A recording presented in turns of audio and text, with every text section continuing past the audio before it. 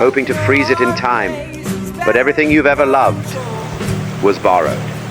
And the beauty of it was never in the holding. It was in the being.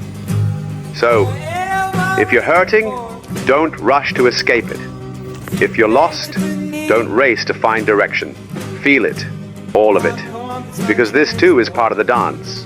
And if you listen closely enough, even your pain is trying to teach you how to be alive.